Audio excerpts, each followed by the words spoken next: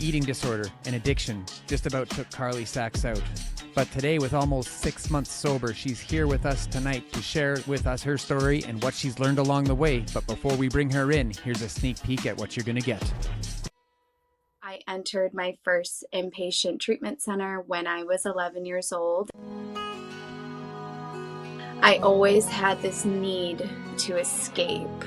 I didn't want to think about what I had gone through. This old habit's got a hold on me. Didn't want to acknowledge the fact that I put myself in these situations. This old habit's got a grip on me. And I think that was one of the hardest realizations, knowing that the harm that was done to me, I can't shake it. Whether I was a young child or an adult, it was pretty much me that had to be blamed for it. I didn't do anything to get myself out of these situations, and it led me down extremely dark roads. I should just walk away, but your hold on me won't give away.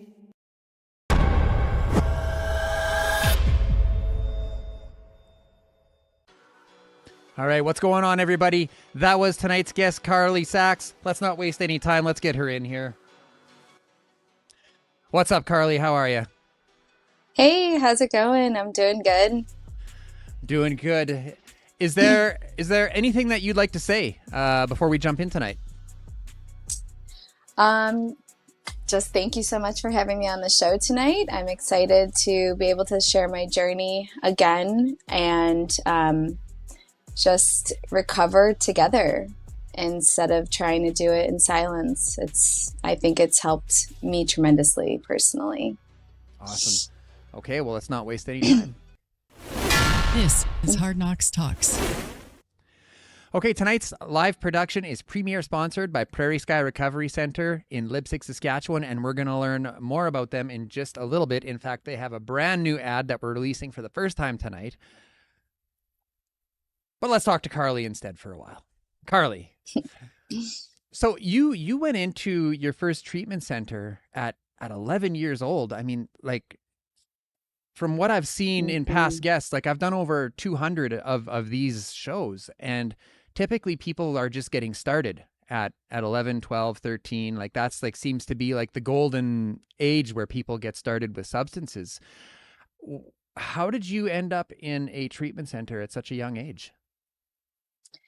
I honestly think that since I was a really young child, I started showing signs of just having problems. I was always a very anxious, worried, angry kid. I would lash out. I would get into these fits of rage where at times I would bite my brother until he would bleed. And my dad and my mom would think it was funny, but I felt something inside of me just like set on fire.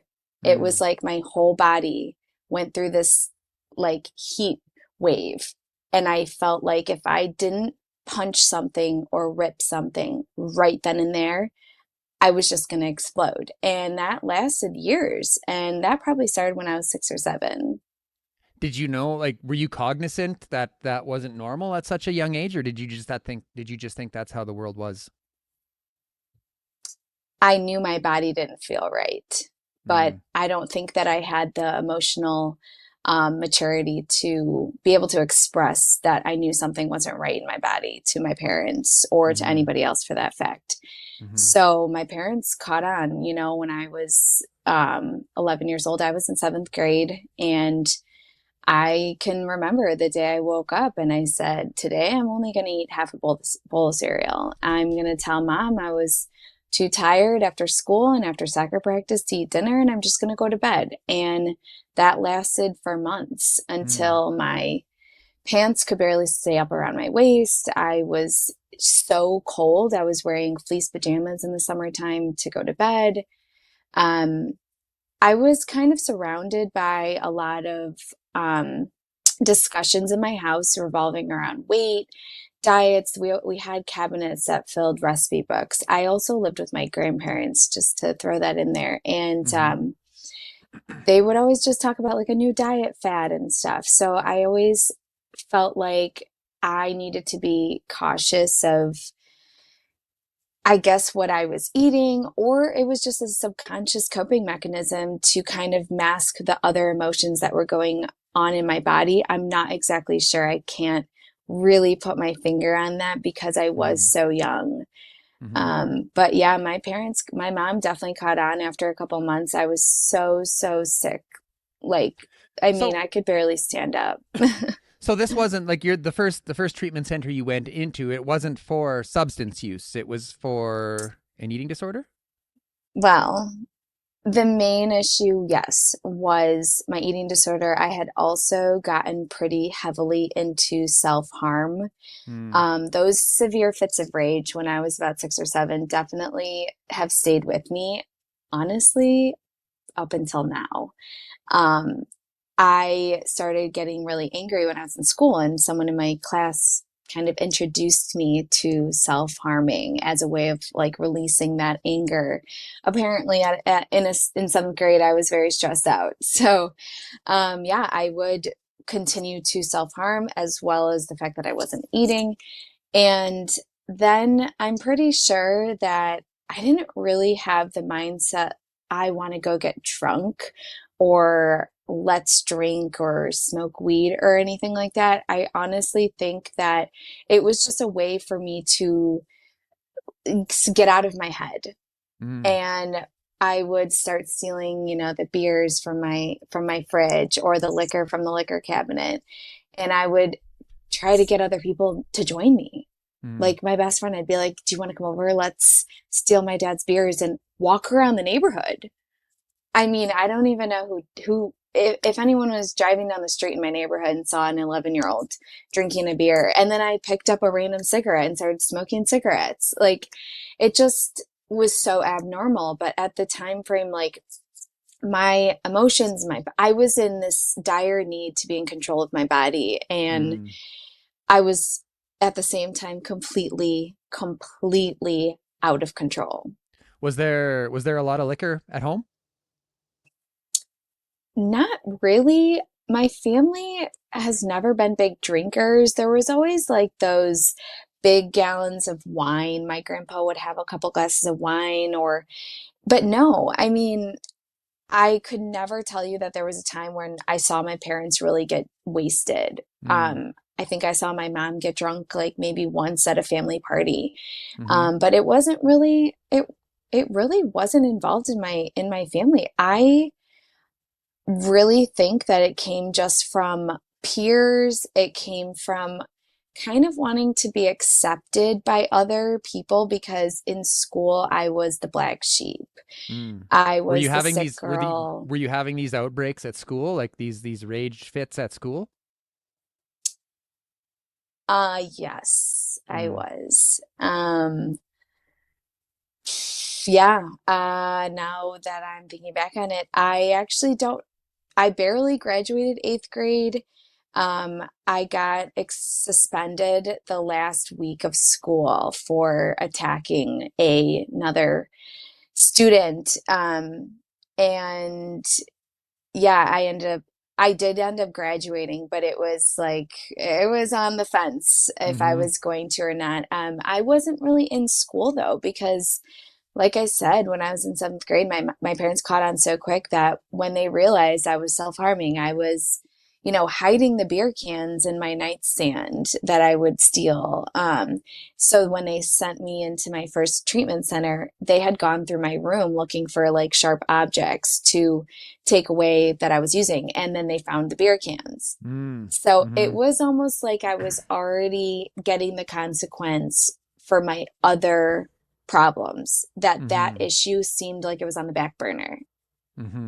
So did it stick at all? Like, did you, like, at 11 years old, I mean, it took me up until 36 to become teachable. So like at 11 years old for you, you know what I mean though? Like, did you hear anything that stuck with you in that treatment center? Nope. Or was it just all compliance and do this, do that just to get out of there? In the treatment center, you're asking? Yeah. Um, no. And I've said this for the last 20 years. I believe that the first time I went into treatment was actually the start of my addictions. Why is that? Why do you say that?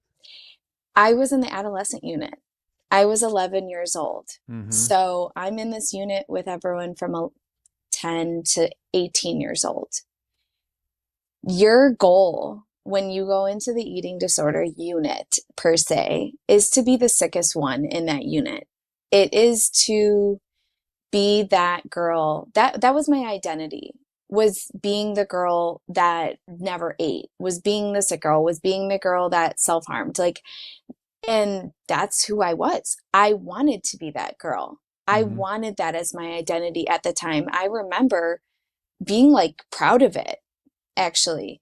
And because I was in these treatment centers with so many older people, I was learning how to get away with things better. I was learning how to lie better. I was learning how to steal. I was learning how to get into other addictions, pretty much. People would take smoke breaks. I wasn't really taking, I started smoking cigarettes when I was 14 years old. But when I first entered it, people were taking smoke breaks and I'm like, what are they doing? Like, I wanted to just be included. I didn't have friends. I was never in school because I was always in these treatment centers. Like, I am telling you, I lived in this treatment center for the next 7 years. Really? Like that, in and out, or they just sort of kept Yeah. you there? In and out, but more in than out. And Really? at 17, or I think at 16 years old, I did enter residential at that point because my parents just couldn't take care of me anymore. Yeah. So what was the conversation like with your parents? Like when they first discovered, and moving forward, obviously, I mean, they kept sending you back and sending you back. Were they very much like, why are you like this? Or were they more understanding? Like, what did the conversation sound like? No, nobody could figure out why I was like this. When I was 13 years old, I did go into it was the same treatment center, but there was different units. So at one point I did enter the SAFE unit. It stood for Self-Abuse Finally Ends. It was an actual program. It was like a 30-day program. And I didn't graduate because I stopped eating because they don't manage your eating there. And so like 4 days before I was supposed to graduate this little program, I ended up back in the eating disorder unit. But during this time frame, we would have family sessions. And in one of the family sessions, my dad pretty much disowned me for my issues. We didn't have a relationship from that point forward for about 18 years. Wow. Did it hit you at the time, or were you like, good, see you later? I just don't remember ever being around him from that point moving forward. It's very vague.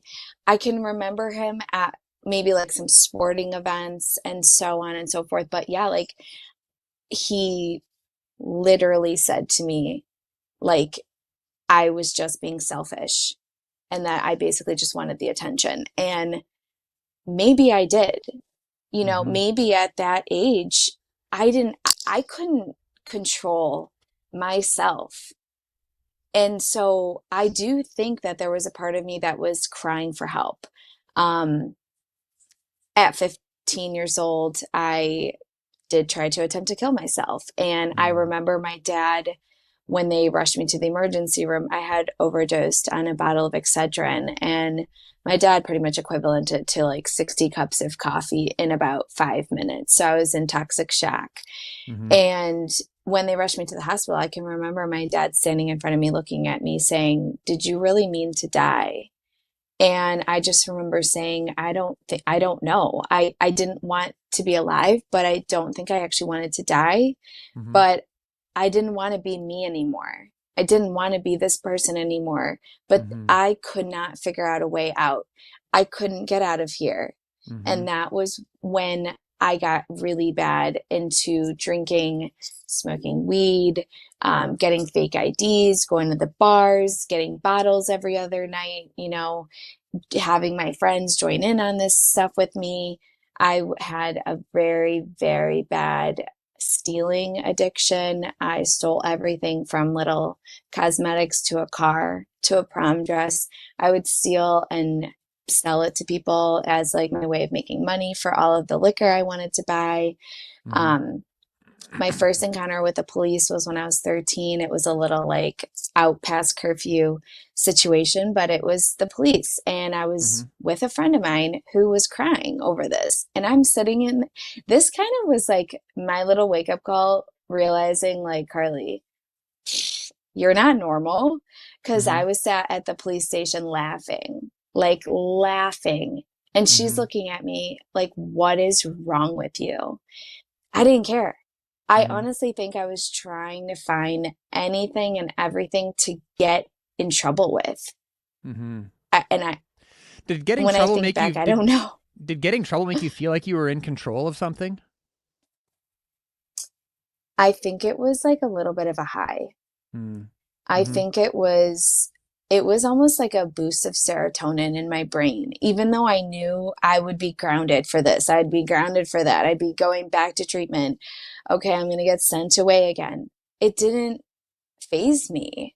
It was just like, well, this is who I am. That's okay. I didn't even know who to be when I went back to school. I didn't have friends. I had to eat in the counselor's office for lunch because I couldn't eat my lunch alone. Just little things like that. And I don't know if like anything really ever stuck in my brain like this isn't right. So when you got out of, you said you spent 7 years in this treatment center.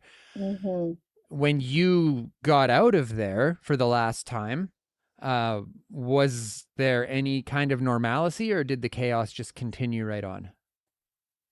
So I would say every time I went into treatment and got out, I would go back to doing the same exact thing. Nothing ever stuck with me. I didn't absorb any information.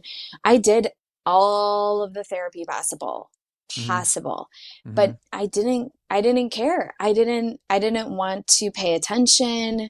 I was mainly, my objective was to get out of the treatment centers and go back to compulsive exercising, or getting away with not eating again, or getting away with self-harming again, or making sure I could spend the night at a friend's house so I could pick up a bottle of liquor and do whatever it was that I was going to go doing. So going in and out, there would be times where I was in for 4 months, out for 2 months, in for 3 months, out for 5 months, back in for 6 months. Like it never like clicked that this was like my entire life. I had no childhood. I had no teenage years. I was a teenager and I fulfilled the teenage years, but it could have, if it's like that one choice that you make that literally changes your entire world. And I wish I could put my finger on why at 11 years old I woke up that day and said, okay, my entire world is going to change right now. Because things could have gone a lot different. Yeah. So what was it like then when you got out of the treatment center? Did you like get a job? Did you go to school? Did you do anything that had semblance of a normal life? Yeah, I actually got my first job when I was 15. It was at a little pizza place. I got fired from there. I honestly think that was like my road I was on from my first job, because I got fired from every single job I've ever had, for either just not showing up, lying about being sick, being hungover instead, being sick while I'm at work, being drunk while I was at work, showing up disgusting, like not showered and the whole 9 yards. So then I did start working at a hardware store for about 3 years. I did keep that job, ended up getting fired because I had met a boyfriend that I was with at the time there, and I cared more about that than I did about having a job at, I think I was 18 years old at that point. I then did start getting into the restaurant world, which led me down a whole nother Bartending? avenue. Didn't you say? So I was you were 17. bartending, right? I was, yeah, I did start bartending. But I was 17 when I started working at a restaurant as a hostess, but I was working with a lot of girls that were 21 and older, and I got into the pill world. I did start getting addicted to Vicodin. I got into Adderall, Percocets, like the whole pill world pretty much. But it didn't really stick with me. I didn't really care. I mean, it was fun while I was doing that, and I did meet girls, and I thought I made friends. It was a whole scene basically, but I just always cared more about where my next drink was coming from, honestly. I even had a friend recently say, I don't think you have a drinking problem. You have a thinking problem. It was really always about getting out of my head. So you mentioned you had you had boyfriends. Did your substance use or did your behavior change at all? Like when you entered into relationships, like did that somehow fill part of that void? So I'll have to backtrack a little. When I was 15 years old, as I mentioned, I always tried to fit in somewhere. And if I got invited somewhere, I would go. Like I would beg my mom. I would, compromise. I'll do the dishes tomorrow if you let me go to this person's house, whatever it was. And I ended up going to a girlfriend's house who I didn't really know, to be honest, but she was older than me. I thought it was cool. We'd be drinking, whatever. And there was people there that I had never met before. And I was 15. I ended up being put in a situation where I was sexually abused. And this person took my virginity from me. And I am absolutely positive that from that moment forward, I had a very, very terrible relationship with men. I always was being taken advantage of. I was the girl that would be on her hands and knees begging for these men to not leave me because I had this fear of being abandoned. Because, when that happens, when you get sexually assaulted, that person doesn't stick around. They get up and walk away and leave. Like their life just goes on, and my life went on, but it went on in a very dark way. And I think that the relationships that I did have with men, it wasn't for the right reasons. I think I just didn't want to be alone. The person that I was with, though, when I was 18, we worked together for 5 years. We did end up moving out together to Ohio. Actually, when I was 21, I moved in with him. And that's pretty much when I got really into bartending. I was cocktail waitressing and all of that. I did end up getting my first DUI though when I was 20, right before I moved to Ohio. I got pulled over and blew and the whole thing. And I did have a blower in my car. So 6 months of that, I ended up moving to Ohio with that in my car. It was embarrassing, shameful. But Eye-opening to or kind no? of eye-opening to say how bad my drinking was getting, because embarrassingly, I had the blower in my car and I was working at a bar in a little downtown area about 40 minutes from me now. And I was only 19 at the time and I was working with 21 and older people. So I would sneak a shot every hour. I would have a timer on my clock counting down every hour that I could take a shot until, I thought it would pass through my body and I could still blow zeros. And I did. And it worked every shift.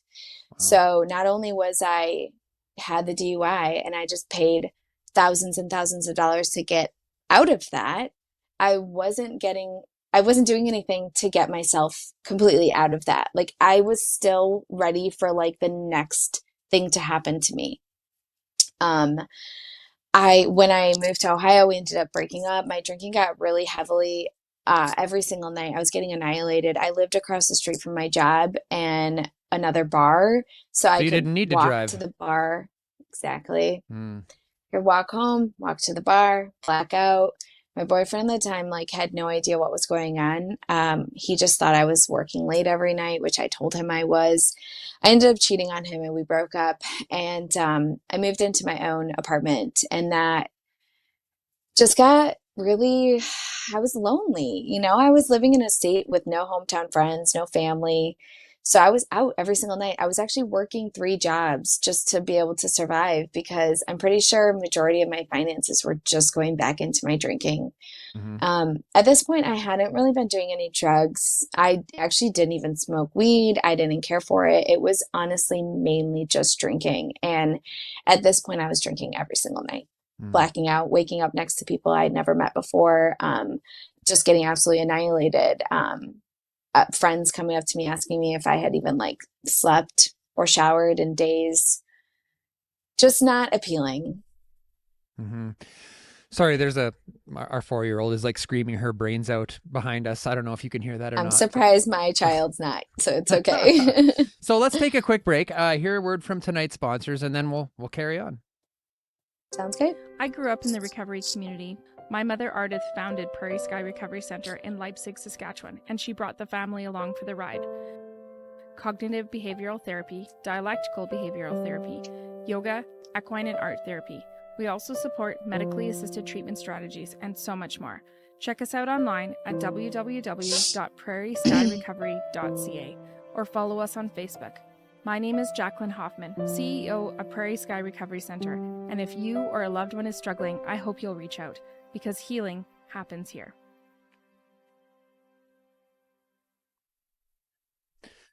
So, tonight's episode is also brought to you in part by Stronger Together Canada, peer-led support groups, by Mums Stop the Harm, supporting those who struggle with a loved one's drug use or who have tragically lost a loved one to drug-related harms. The Elizabeth Fry Society of Saskatchewan, reminding us that supportive living is cheaper than keeping people incarcerated. And the School of Public Health at the University of Saskatchewan, offering their graduate certificate program in substance use, health, and well-being. To learn more about all of tonight's sponsors, check out our new merch, or if you want to show us some love and buy us a coffee, you can check out all of the links in our show notes. So there, that part's done. Very nice. Thank you. Were there ever any stints of recovery or of sobriety before this most recent one? I mean, you're coming up on 6 months right now. And all of the chaos that you've just been talking to us about, was there ever any light bulb moments where you're like, I need to do something? So I think if I go back to when I was in residential, that was a pretty pivotal moment, because at that point, my parents were just at a loss. My family was at a loss. My friends were at a loss. Nobody really knew what to do for me. I basically went into residential to wean off of medication that I was currently taking, because the doctors had thought that it caused me to attempt to kill myself, and which a lot of medications do. A lot of medications have that side effect of may cause severe depression, may cause suicidal thoughts, and it did. I have a very sensitive, I guess, physical state to medication. So I was in there to wean off of it. But the residential treatment center that I went to was separated by 2 different problems, I guess. Like one side of the treatment center was eating disorders and one side of the treatment center was addictions.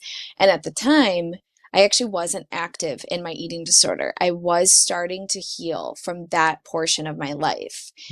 But I also didn't have a drug addiction at the time. So they put me originally in the eating disorder unit, but I was not happy. Long story short, they ended up switching me to the drugs unit. So I learned about drugs, and I learned about a lot of things that honestly sometimes gives me PTSD from what I learned from other girls. It was an all girls treatment center.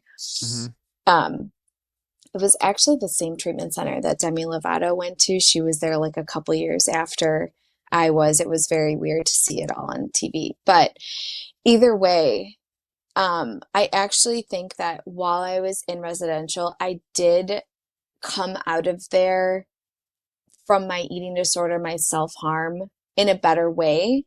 But I think that I came out with like a heavier knowledge almost about drugs and alcohol. But I mean, yeah, there was times, I was under 21, so it wasn't always the easiest thing to get alcohol. It wasn't really a thing to be doing drugs, like with who I was friends with or anything like that. So there was times, I can't put my finger on it, that I know I wasn't per se drinking every single night. Mm-hmm.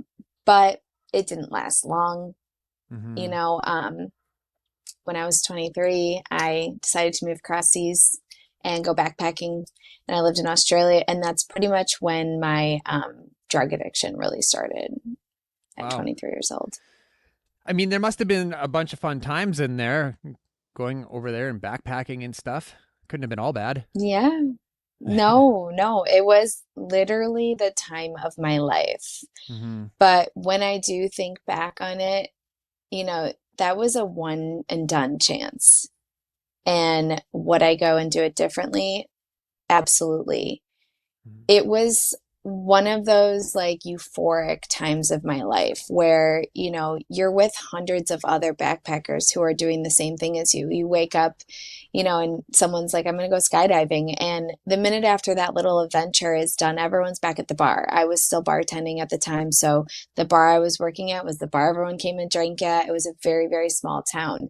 This was the first 6 months I was living in Australia. And I got introduced to Molly or ecstasy, as maybe people say, but I tried it and it was like, boy, I fell in love. I was searching for it every other night. It was the thing everybody was doing, whether I was working, whether I was off work, whether I was just out with friends, whether we were just having a movie night. It was what people were doing, and that lasted for years. I got a hold of it, and it was like I never let it go. Yeah. Yeah. It turned me into this person that people wanted to hang out with. People like had this, it was like I was a magnet for other people's energy because I was fun. I was carefree. I would do the stupid things, you know, like jump off a ledge somewhere, like just the social butterfly, you know, and people love that, you know. And how do you meet people when you're backpacking solo? You go to the bars, you do all these things that everyone else is doing. You know, yeah, I took my adventures, I did the hikes, I did the beaches and the scenic tours and all of that. You know, I snorkeled the Great Barrier Reef. I did do like things that I've dreamt of always doing. But you know, if I think back on it, it's like, was that all enhanced because of the other things I was putting into my body, you know? But I will say during this time period, I actually think that I did get sober for about 3 months. After it was 6 months, I was in one area and I decided to travel the whole east coast of Australia. And by the time I got down there, I hadn't really drank as much as I was. So was that like there's been times in my life where I've done the same thing. Like I go to work up north in the camps in like the oil sands. And when I went up there, I just wouldn't drink. And not because I didn't want to, or I mean, it's not because like I tried to stop. I just didn't want to because I was detached from that sort of social scene. Like, was that what it was like for you? Or was it like, I have to stop drinking, so I'm going to try really hard to not drink? You know, now that I'm sitting here thinking about all this, I think I was getting I was getting like physically sick. I had severe stomach issues at this time. I also developed severe cystic acne, which sounds really random, but I mean, I'm talking like it was like golf ball sizes, like on my face. And this was like in my prime time traveling, and all of a sudden I just developed this skin condition, and it was very disheartening. I would have people come up asking me if I got punched by my boyfriend and whatever. And I think that kind of played into me kind of taking it easy for a little bit. Like I definitely cut back on the drugs. I also met somebody while I was traveling, and she was like one of the best people I think I had ever met. She had such a great head on her shoulders. She was 6 years younger than me, and she was also from Canada. And she's actually still out there traveling the world, which is amazing. But she was like a vegan. She was very into, staying active and staying fit and eating well and taking care of herself. And she would go and have a drink and she'd be like, I don't even like this. I'm like, well, then why are you drinking it? And she said, well, because everyone else is. So, that really gives you an idea about kind of what the backpacking world is. Like, you're out there traveling in these amazing, amazing places, but you're also not wanting to be alone all the time. And so when I got out of this little area that I was originally at, I reconnected with her in a different part of Australia, and I stopped drinking. Well, as much as I was before. I would try to get her to like stay after work and have a drink with me, or let's go to the club tonight. It's a Saturday night. And she never wanted to, and I couldn't understand it. And now looking back, I envy that. I wish I could have been the person saying no. Like, she knew what she wanted for herself. And I wanted to latch on to whoever I could to make me feel like I wasn't doing things alone. That's what it is, right? When you're in addiction and when you're drinking and all that stuff, you don't feel like as much of a piece of shit if you're not doing it alone. Yeah. And so you always want to make sure, oh, well, he's doing it with me or she's doing it with me, so it can't be that bad. Or I'm not as bad as that person, at least, or I'm not using that substance, at least. So exactly. So what finally did it for you then? I mean, you went through some hard times, I'm sure we don't need to get into a whole bunch of details, but what was it that finally brought you into recovery? Was it a pinnacle moment? Oh man.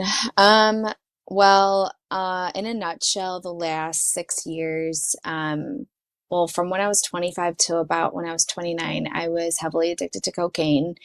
I was also sexually assaulted once again. I was in a very toxic relationship. I ended up in jail for assaulting a police officer. And I broke up with that person. And about 3 months later, I met another person. And I was not in any state of mind to be dating somebody at this point of my life, but we got together, and 4 months later, I got pregnant. And, is that good news or bad news? Well, from what my reaction was, it at the time was honest. If I'm being completely honest, it was bad news. We were in no like point to be having a child. He was newly recovering from his addictions, but he had time under his belt, so it didn't really worry me in that aspect. But just so many other life things come into play, we just were not ready for that at all. And so, but I told myself, I'm going to bring this child into a world free where we didn't have that, like free of addictions. He's not going to grow up like that. And it just, I had this very strong mindset about it. But the problem is that sitting back, being pregnant for 9 months, not going to lie, I would have a glass of wine here and there. But, I'm watching all these other people that are in my life sitting at the bar, drinking, doing all these things. I'm sat in the dark, like, what am I doing? And so the minute I gave birth, I couldn't have ran faster to a drink if I tried. Went for a tear. It got, my postpartum hit me like a ton of bricks. At that point, I was leaving my house, stopping at the liquor store, every liquor store, on the way to work, after work, through work. I was working in a dental office, drinking my way through the shift. Those Yetis come in handy, concealing alcohol. The tumblers. Yeah, I will say, backing up a little, I did actually, by some godson, get clean off of all drugs June of 2020. I put it down, and when they say it's all about your mindset, it truly is. I think my mindset was that I had enough, and I never touched it again. What shifted? The drinking, I was moving to Florida. My whole family lives in Florida. And I was like, all right, I broke up with a previous toxic relationship. I'm going to do it. I'm going to move. And I decided to do it once before I moved to Florida, and then I met the person, now father of my child, right before I moved. And, we had the time of our life before I left. So I figured, why not? I was never going to see them again, but I ended up moving back to Chicago, and that's how 4 months later I got pregnant. But yeah, it just took, I think the time of my life after I had my son was probably the darkest time. I was blacking out every night, almost driving home. There was times where I did put my son in situations that I am absolutely so regretful for. It's just the most shameful and repulsive time that I could put my finger on. It's hard to talk about it, to be honest, but it's good to talk about it because I know that that's not who I am anymore, which is why I'm sitting here today. But I think that, so I will say March 13th of 2022, I actually got sober for 6 months on my own. But I shouldn't have done it on my own. I should have went to treatment at that time, but I figured, I had my son, I couldn't leave him, the whole 9 yards. Well, I actually ended up in the emergency room. I was close to having a stroke. My heart rate was like out of the world. I absolutely should have had the proper treatment. But the problem is that during the 6 months I got sober, I still had that mindset, I can have the one at the birthday. I can have the one at the wedding and I'd be fine. So I did. October of 2022, I picked up the one drink again, and I thought, oh, I'm in control. I got this. I only had the one that night. But it was the most rapid decline I could think about. Within the next 4 to 5 months, I was back to drinking every night, blacking out, getting fired from my job that I had for a while. Lying, cheating, just being back to being the repulsive, angry, lashing out, screaming, rage on the top of my lungs. Just, I was starting to hallucinate a lot when I drank. And March 13th of 2023, it's weird. It's like the same day.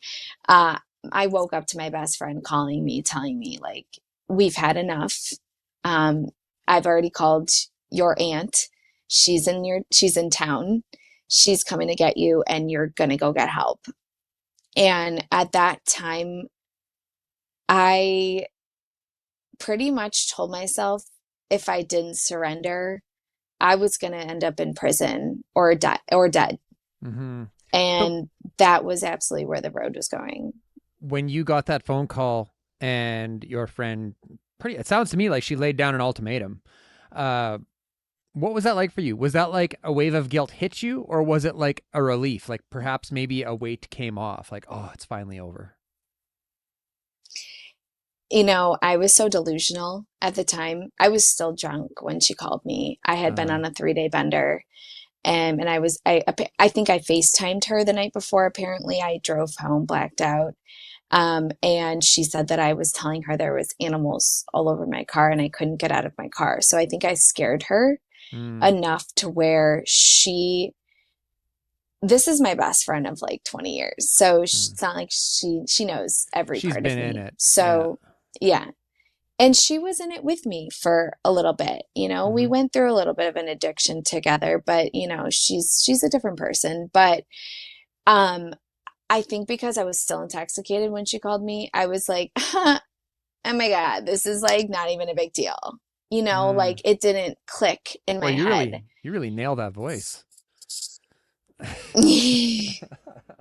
So true Chicago accent there. Yeah.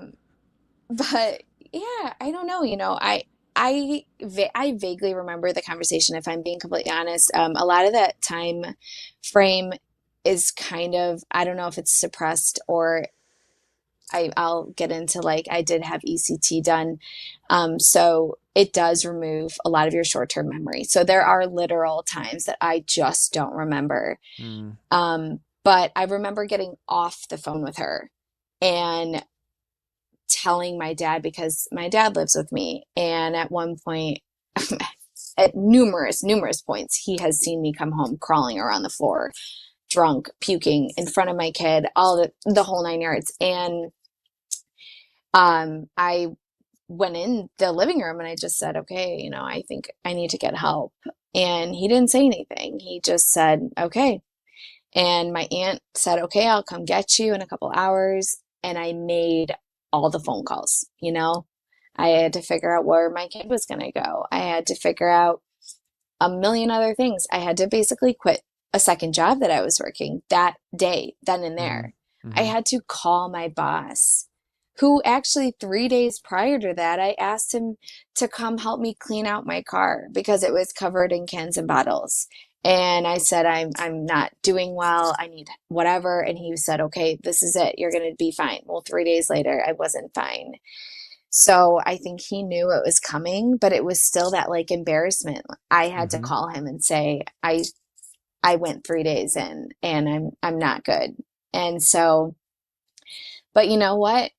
I am so, so lucky. I'm so grateful. The support I have around me, not one person, denied me getting help. I think everybody knew that I needed it, but me, along with everyone else, I think was in denial about how bad I really was. You think other people were also in denial about your problem?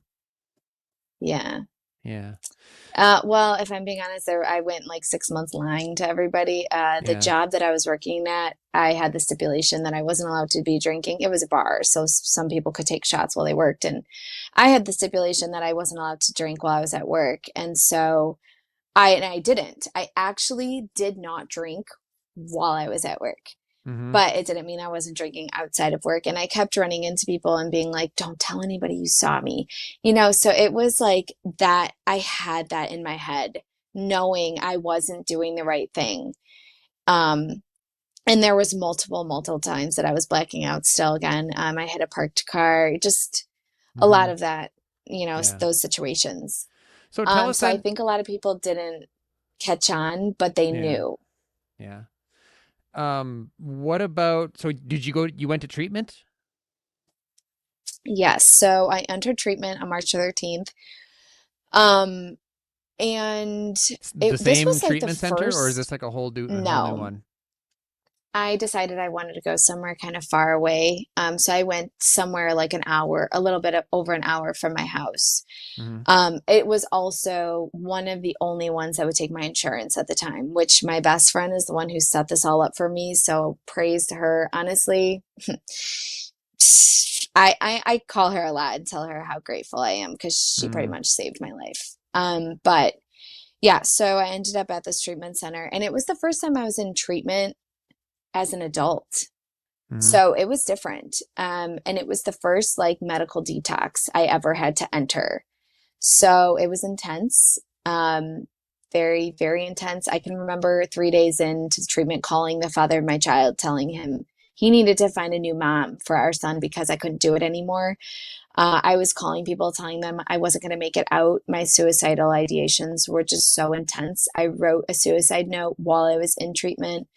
I went and bashed my head against the window 7 times, which led me to be on a 1-to-1 with a counselor for about 5 days. My doctor at the time was pretty much at a loss. I kept telling him I was going to die. I didn't want to do this anymore. I was so stuck in my head. There was like no coming out of that. I could not turn my mindset into being in the sense of saying, oh, I'm in treatment, I'm going to get help, I'm going to come out being better. No, I just wanted to end all of this chaos that I created. I hurt so many people. I hurt myself in so many ways. I was ready to leave the world without any apology. And at that point, my doctor pretty much said there was nothing left to do. I was on all the medications. I was doing all the therapy. So he had me sign a waiver to begin a type of therapy called ECT, which stands for electroconvulsive therapy. To a lot of people, they think of One Flew Over a Cuckoo's Nest. It's not like that anymore. You are put under anesthesia. It's only about a 10-minute process. They do shock you into a medically induced seizure, which pretty much in turn removes a lot of the short-term memory that you're having. So doctors, especially at this treatment center, will use that for people who are severely depressed, severely suicidal, and as well as people that are in psychosis. Was I scared? Were you? To be honest, if I had like somebody as like my power of attorney, they probably would have said no, because it was so intense. It was so scary. He wanted me to do 9 rounds of this. I ended up doing 4, because after the 4th one, like I was just done. I couldn't even remember what my kid looked like anymore. And at that point, there was a lot of legal things going on with my son as well. And I was just ready to get out of there. Mm-hmm. I do think that it helped, because I don't remember, at the time that I was leaving treatment, I don't remember the suicidal feelings that I was having anymore. Like that had disappeared a little bit. It definitely had decreased. To the point where I was like, okay, I'm going to sign myself out. I will say I didn't follow what they wanted me to do. They did want me to go into residential again and all of that, but I just couldn't fathom another 30 days away from my son. I had already been gone for a month at this point. So what did it look like when you left? Were you concerned that you were going to return to your old behaviors, or did you find some peace? I've thought about this a lot lately, and I think that when it comes down to it, when I first left treatment, I did all of that for everybody else. I did it for my family. I did it for my friends. I did it for my son. I did it for, the father of my kid and his family. It was like to show them, like, okay, I got the help I needed. I can change to be a different person. Legally, I had to start an outpatient program. Legally, I had to start going to AA. Did I want to go at first? No, to be honest. Mm-hmm. I don't know if I really wanted to go pick up a drink again, but I didn't want to put the work in. Mm-hmm. But because I legally had to do it, after a little bit, I was in an outpatient program. It was an actual program where you have to like go a certain time and then you graduate that. So by the time I was graduating, I was like feeling this different version of me that I had never felt before. I was in a different mindset. I felt like something, I actually absorbed the information this time. I listened to everybody. I learned new ways of doing things. And I actually started going to AA while I was in the outpatient treatment center. And I didn't really care to be going to that. I always thought like, oh, AA is for like old men, the homeless people carrying the sign around asking for money. Like I honestly was like, this is not for me. But once I started going, I realized like, oh my gosh, this community is amazing. Like, especially the one I go to, it's my home group now. I absolutely love it. Everybody is so welcoming. And you just really start to learn that you're not alone. I honest to God think that my entire life, I have felt alone. I have felt abandoned. And these people were there for you the minute you walk through the door. Yeah. So that's something that I noticed too early on, was it gave me a place to go practice being a human being. Can you relate to that? Absolutely. Yeah. Absolutely. Did you buy into it? Like, did you work the program, steps and sponsors and all the things? I think the one thing that changed me the most, I'm not a very religious person. My family, we did do church things growing up and stuff like that, but I've never really had a God, I guess you can say. So, in AA, they talk a lot about higher powers. And for 20 years, I could never understand what people meant when they say, what's your higher power? I'd be like, I have no idea. And finally, my sponsor looked at me and she was like, if you see a piece of fuzz on the ground and that holds you accountable to not drink anymore, that's your higher power. And I said, are you getting me right now? You just explained that to me in 5 seconds.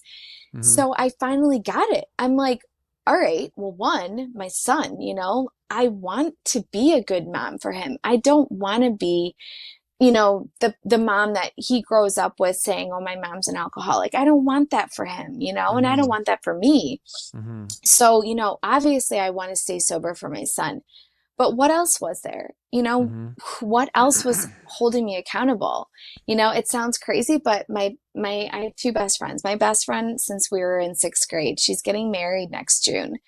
And, you know, I have this pride and joy of being able to stand next to her next year. And do I want that day to be about me falling over drunk? No, I want to stay sober. I want to make her proud. I want it to be about her day and all of that. You know, there are these little things that have held me accountable. You know, there's multiple other ones, but I think that has seriously changed me. It has changed my mindset. You know, I went into AA so reluctant to learn anything. And I honestly think that just like absorbing the information, listening to what other people have to say, you know, I sit in these groups and most of the time I don't talk sometimes, and other people are like pulling everything from what's inside of my mind. The squirrels are always going, you know, it never shuts up in there. But if I can go to a space and just have that way of releasing it, have that avenue, you know, where can I express myself? How am I going to release what's on my mind right now? That has helped a lot.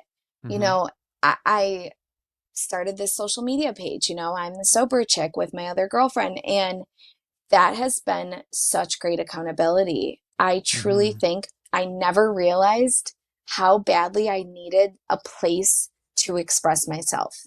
You know, and a lot of people can't do that. I have had so many people say, wow, I could never do what you're doing. And I don't know why I can, but it is definitely just, it's empowering to me.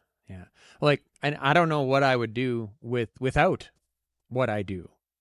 You know what I mean? And like in my early recovery, I went to a pile of meetings, and something that came abundantly clear to me. You know, they talk about surrender, right? Surrendering to a power greater than yourself.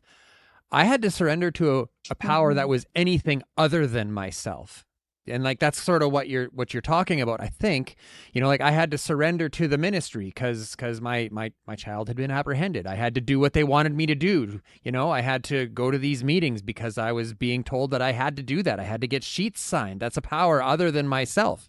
And it was that power that kept me accountable, that kept me moving forward until I came to some understandings of what a higher power actually is in a spiritual capacity. So would you say that in the time that you've spent being around the program, hearing about God, about higher power, about anything, is there an element of spirituality in your life yet? You know, I think that when I first started getting sober, I had this mindset, you know, I'm sure a lot of people can relate to this. You always feel like you have to be on the go.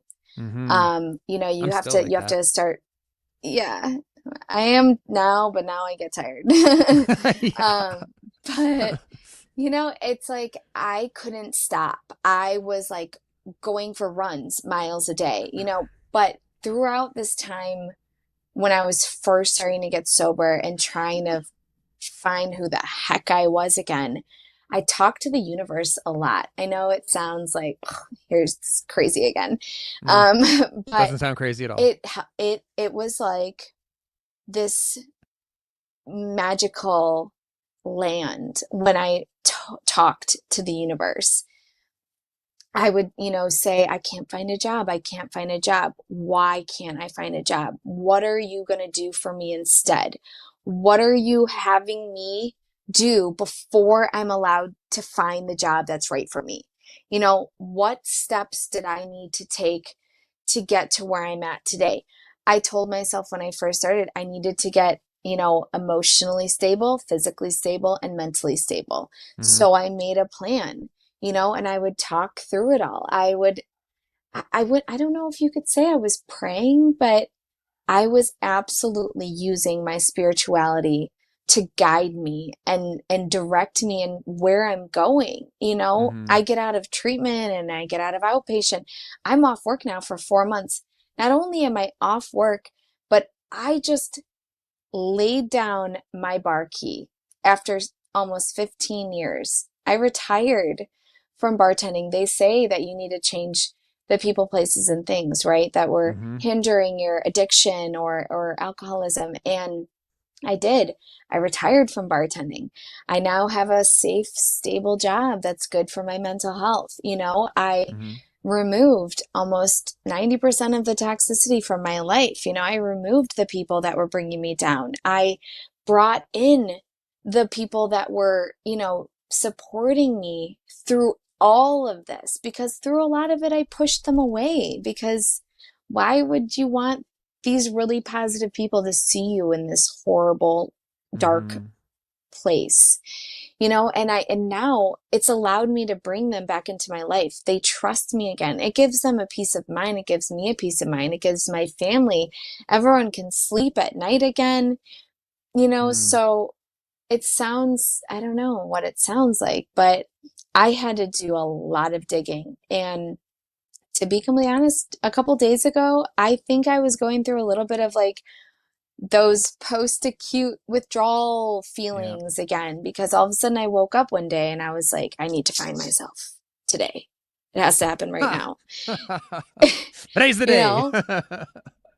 Like all in one day. Like I'm going to figure out who I am but I was like, who am I to my core? What am I doing with my life? Like, I just like woke up this day and I'm like, and then I cried all day and I was like, what is going on right now? But I'm talking to the universe, and it's crazy because, all these little doors keep opening now because I've made the right choices. I have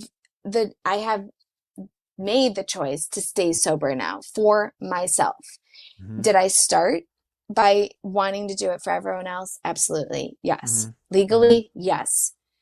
Now do I think about what would happen if I go down this road again? Do I want to go to prison? I probably wouldn't make it. Yeah. Do I want to dig my grave? Like those are literal things now that I have to keep in my mind. I play the tape forward. I practice what I talk about. I think a lot of like trust comes from other people is when you start doing what you say you're going to do. I'm going to stay sober. Okay, well, I've stayed sober. I'm going to get a job. Okay, I'm going to get a job. I've gotten the job. But have I held the job? Okay, I've held the job now. And then those little things keep adding up, and people look at you now and they're like, okay. They don't have to like hold their breath waiting for you to call them at 3 a.m. needing a ride anymore, or, any other 1,000 scenarios that could happen. It's. Where can people find you? So, we have our sober social page on Instagram. We are at the.sober chick without the K. Our name was taken. It was a whole thing. But our profile photo says the sober chick. Can you repeat that? Yeah, it's at the.sober chick without the K. So it's like sober chic. Well, that's also cool. But our profile photo is the sober chick. My friend, like I said, she's a photographer. She went to school for arts, so she has a really great eye for the dynamic of our page. I've done a lot of the writing behind it, and she's got a lot of time under her belt being sober as well. We actually did go to high school together, but reconnected actually after I got out of treatment. We reconnected, and I honestly think that the world brought us together in this beautiful, beautiful way. We have each other, and it's nice, honest to God, to not feel alone in sobriety. Yeah. And you can go to AA and you won't feel alone. But when you're in the world, walking about life, who are you talking to? Who are you connecting with? Who is that deeper connection really with? And it's so easy in today's world to get lost in like when's the last time you talked to a person in real life is another question that comes around, because it's so easy to get lost in Messenger and on Facebook and on Instagram and stuff. But that human to human connection, like I get that. Like I think we all need that a little bit. Some of us are more recluse than others. But fortunately, I found someone who's just as introverted, if not more introverted than I am. So I'm like, I've said it many times. I'm the bee bumping into your window, getting your attention, and she's the ladybug under the leaves doing ladybug things. Aww, so I love that. Yeah. So anyways, we actually just also created a Facebook page, the Sober Chick as well, but it's more revolved around events that we started. So we did just start the Sobriety in the Suburbs Club. So there's a lot of sober clubs and meetups that happen, but they're all in the city of Chicago. So we're located about 45 minutes south in the suburbs. So we wanted to bring something to the suburbs, like there's nothing like that around us. So we created our first event, October 20th. It's just like a little paint a pumpkin and come get coffee and donuts, at this little farm. And we just want to have this place where people feel welcomed, even for just the sober curious or just people that don't want to drink and want an activity to do, and it's exciting. We have a lot of future goals and we've done some really, really great things so far. So it's very rewarding, I guess. If there's someone out there tonight listening that is where you once were, what would you say? Find your escape that is safe. Find your healthy avenue. Figure out, who you can turn to, who is going to be there when your world is turning around. You're not alone. There are millions of other people who have the same mindset and have the hardest time figuring out which direction to go. And honestly, if it wasn't for my support system and the people that are still in my life that I probably don't deserve them to be in my life, I probably wouldn't be where I'm at today. And, people do say you do need to do it for yourself. And I did. But figure out, I tell a lot of people that come to me about how I stay sober. I always ask the first question, why are you drinking? Or why are you using? Is it to escape or is it because you want to be social? What's behind it all? Because that was what I needed to figure out. I needed to figure out, why was I trying to escape so badly? Who was I trying to escape from? And I'm still learning, September 13th, I'll be 6 months sober, the longest I have ever gone without drinking. And it is flippin' scary, like it's okay to be scared. It's okay to have no idea where you're going to go. It's okay to start at rock bottom again, because I did. And a lot of us had to, and some people don't get that second chance. And I pray for the people that are still struggling and that didn't make it out. I am so grateful to be sitting here talking to you today, telling my story, because if it helps one person, that's what I'm doing this for. Awesome. Thanks so much for joining us tonight, Carly. Powerful share. I think you did a great job tonight. It was a pleasure having you. We're going to let you go. If you're watching right now, if you got something out of this, please give us a like at the bottom of the screen. If you're not subscribed yet, please subscribe. Hit that bell button. We go live every Friday morning, every Sunday night. Give Carly a follow on Instagram. That Sober Chick without the K. That's it for tonight, everyone.